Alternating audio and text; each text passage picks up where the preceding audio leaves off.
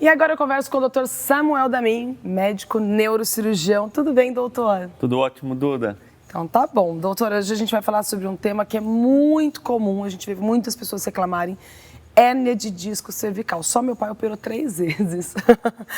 Doutor, o que é a hérnia de disco cervical? Duda, a hérnia de disco cervical é uma doença que acomete muitas pessoas, tá? E ela vem da artrose cervical, ou seja, você vai tendo um desgaste na articulação entre as vértebras na coluna cervical, e esse desgaste ele vai levando a uma desidratação do disco que fica entre as vértebras, e esse disco ele vai achatando e abaulando para os lados, sendo que algumas das vezes ele pode comprimir ou a medula espinal ou alguns nervos que saem próximos ali do disco. E causa uma dor. Os sintomas eles são bem variados. Inicialmente, quem tem a hérnia de disco cervical pode começar apenas com uma cervicalgia, que a gente chama, então, que é uma dor cervical, dor no pescoço.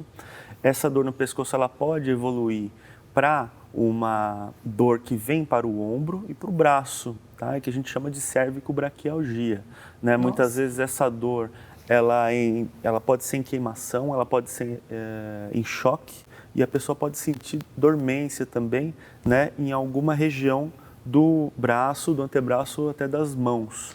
Com até perda de força, muitas vezes. É muito comum, né, as pessoas passarem em alguns profissionais e muitas vezes fazem algum exame do ombro, né, e acham que o problema é no ombro, porque é uma dor que ela começa no pescoço e desce até o braço. Então, o centro da dor acaba ficando mais ou menos no ombro.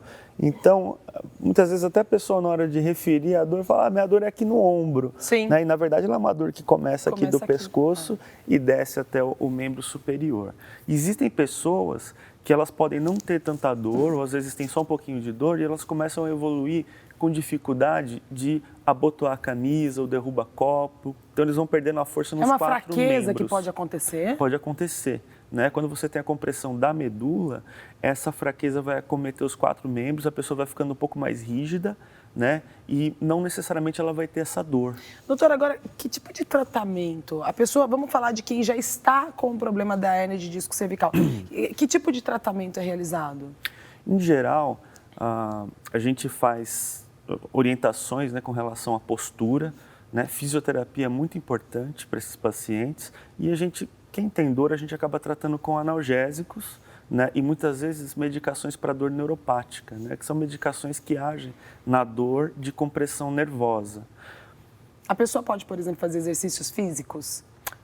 Inicialmente ela começa com uma fisioterapia mais leve, porque a dor acaba limitando, Sim. Mas depois é uma forma de manter, inclusive o tônus da musculatura cervical e dos membros superiores, a gente acaba recomendando exercícios físicos, sim. Mas a gente está falando de analgésicos, sempre é a primeira recomendação, acredito que de um médico, é tratar antes de entrar numa cirurgia, né? Tentar aí com medicamento, com fisioterapia, mas também pode ser cirúrgico.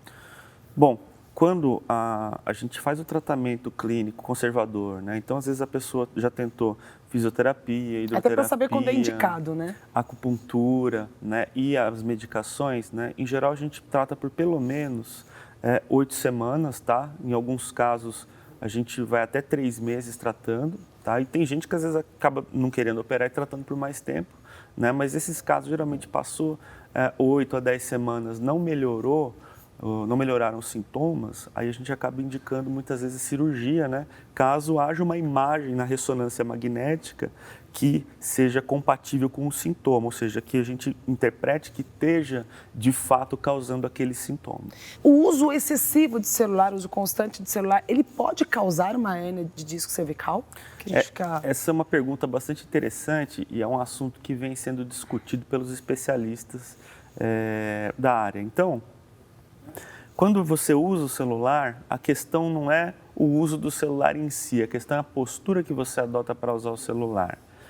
E, assim, a maioria das pessoas, quando ela vai usar o celular, o que elas vão fazer? Elas olham para baixo. Sim. Né? Então, a gente acaba ficando o tempo todo com o pescoço para baixo. Nossa, às vezes eu fico com dor.